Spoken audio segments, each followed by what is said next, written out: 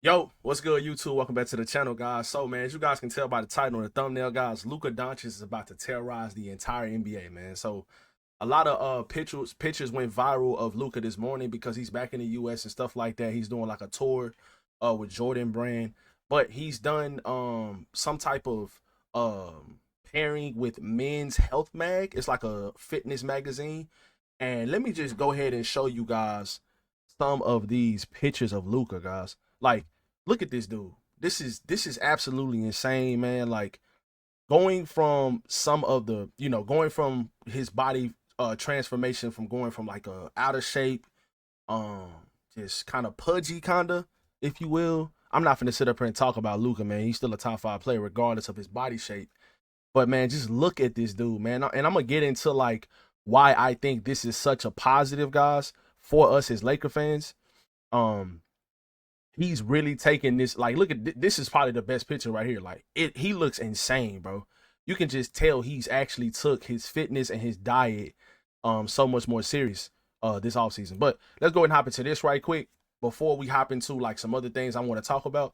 Um, According to Brett Siegel, he says upon returning to Los Angeles at the end of the week for his Jordan Brand tour, Luka Doncic is expected to put pen to paper on a massive contract extension with the Lakers. So we can probably expect um an extension with the Lakers this weekend. I want to show you guys this as well, just before we hop into what we're going to talk about today. Look at this body transformation. This was Luka in his first game with the Lakers back in February. Or was it in February? Was it early March? I can't remember. But this is his first game back with the Lakers when he came back and played against the Utah Jazz. Um, this is him then. He looks very, very different from now compared to then. Like, look at this dude, bro. This is insane. He's lifting weights.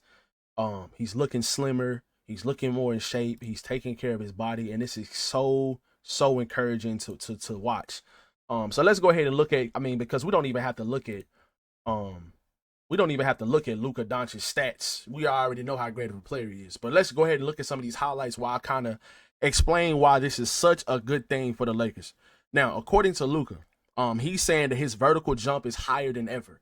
He's saying that his vertical jump, which is not nothing insanely crazy, but him being more athletic and working on his explosiveness, this means that he's going to be able to get to the rim. Let me just make sure this is muted. Okay.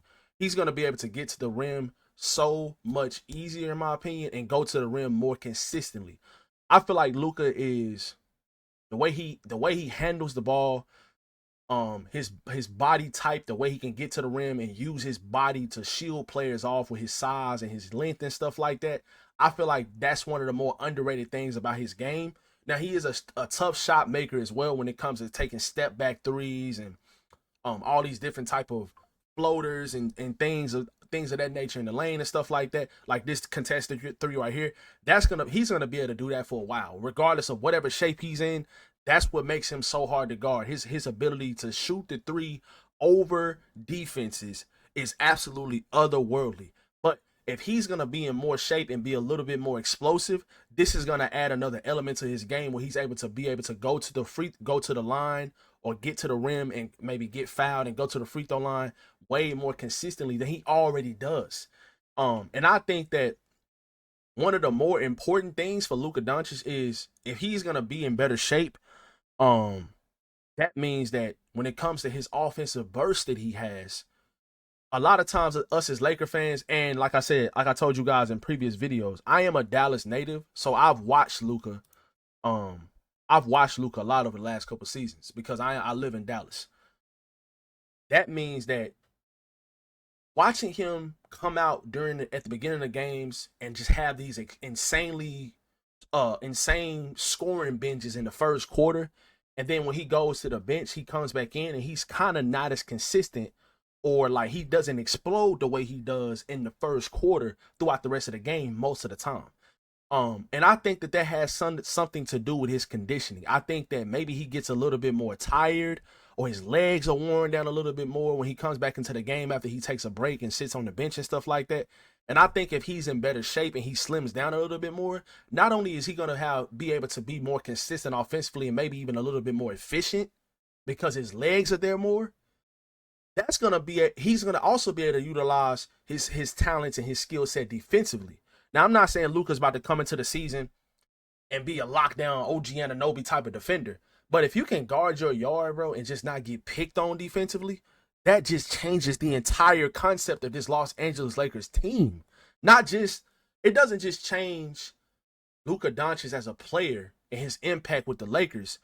This changes the entire landscape of our team in general, because if Luka is not getting picked on defensively, you really don't need another guy out there as much as like a, maybe, I'm gonna say this: you definitely need another defensive-minded player on the court with him at all times, because you don't want him being a primary defender on other guys, on other great offensive players.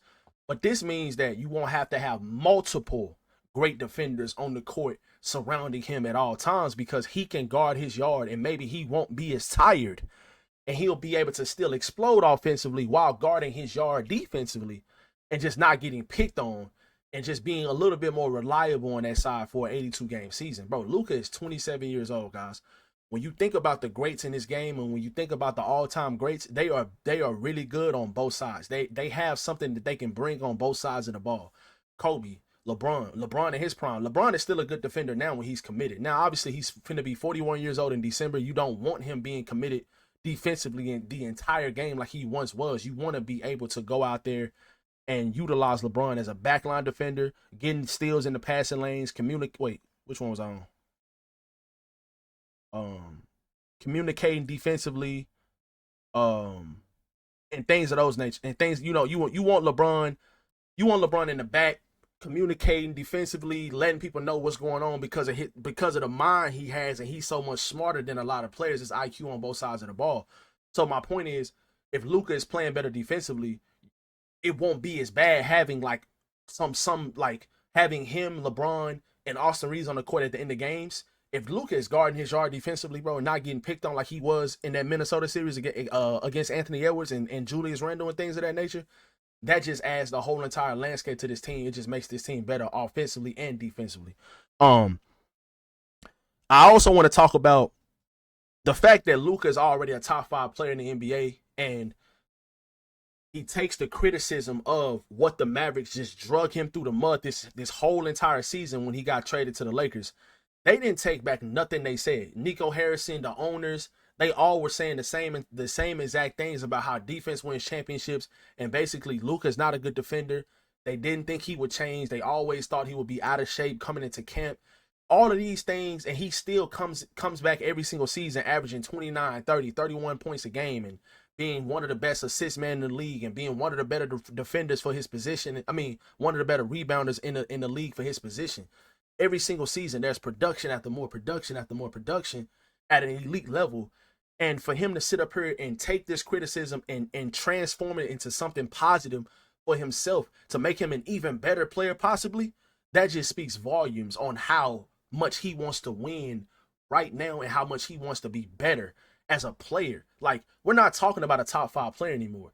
If this guy can come out and consistently do the things that he's been doing, and he's better, he's more efficient, and he's better defensively, we're talking about the best player in the world.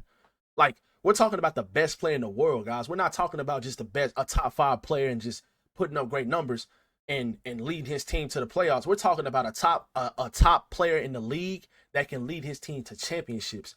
Luka has talked about that since he's came to LA, about winning championships, not just winning the championship. Luka wants to win now. So everybody that's talking about all this futuristic stuff and building around Luka for the future, no.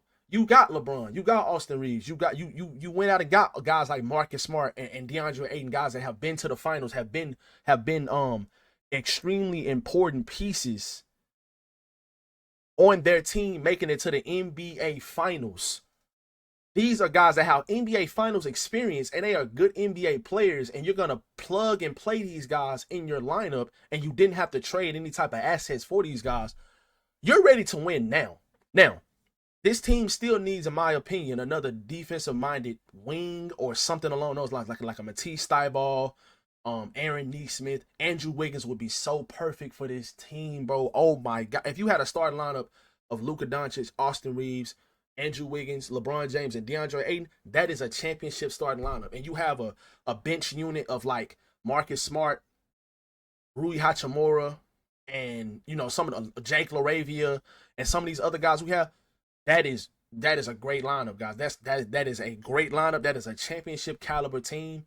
And man, I'm telling you guys, this team is ready to win now. But if they were to add another defensive minded wing player, I think they would be like a heavy contender in the NBA. And this is with Luka Doncic, guys, because Luka is already a top 5 player. You have a top 5 player in Luka Doncic. You have a top 10 to 12 player in LeBron James. You have another rising star caliber player in Austin Reeves who can take over games, who has had 40-point games, who has carried this team at times in the regular season the last couple of years. Now, I do want to see more consistency from Austin in the postseason. He's had great moments in the postseason, but he has not had an entire postseason run to where he's been consistently good. Other than the year we went to the Western Conference Finals, I feel like Austin was pretty good as the 4th option on our team. I feel like he was pretty good then. But just in general, guys, like having Austin Reeves as a 3rd option is a really, really good thing for our team. But like I said, guys, if Luka Doncic can come out here next season, man, be in shape, play at a high level efficiently, offensively, and just do the things he do, getting guys involved, scoring the ball at an elite level, and being able to just guard his yard defensively because he's in better shape, this team is going to be so much better just off that alone. Having a guy in the NBA on your team that can possibly be the best player in the league, which is Luka Doncic, can be an MVP caliber player every single game, being more in shape so there's less injury concerns. And like I said already, he can be better defensively. Like, I'm telling you guys, man, I am so excited to watch this team play this season, bro, because I love the addition of DeAndre Ayton. I did not want to trade for DeAndre Ayton at all, but I love the addition of going out and getting him on the buyout market. I love the addition of Marcus Smart. We talked about these things before they even happened, and they happened. And Jake LaRavia as a potential 2-way rotation player, I love the potential in Jake LaRavia. But let me tell you something, man. I'm excited about Luka Doncic next season, guys. I think this is the most realistic chance he has of winning an MVP. Euroball happens sometime next month, so we'll be able to watch Luka play and see how he's playing in Euroball next season when he's playing with next month when he's playing with his country of is he from Serbia? I think he's from Serbia. I had a brain fart. Y'all let me know in the comment section where Luka's from. I can't even remember right now. Slovenia. Yeah, but he's going to be playing with his country in Slovenia next month in Eurobasket, so we'll be able to see a preview of Luka before the season. But I'm extremely excited, Lakers Nation, man. Y'all let me know how y'all feel about this in the comment section below. Luka is probably going to sign his extension with the Lakers this weekend as well. We'll be making a video about that. But y'all be sure to subscribe button, guys, and keep up on everything Los Angeles Lakers, all the news, all the trades, everything. I got you guys updated every single day. I appreciate the love on the recent videos, guys. Y'all be sure to drop a like on this one, man, and subscribe to the channel if y'all guys are new. And I'll catch you guys in the next one. Peace.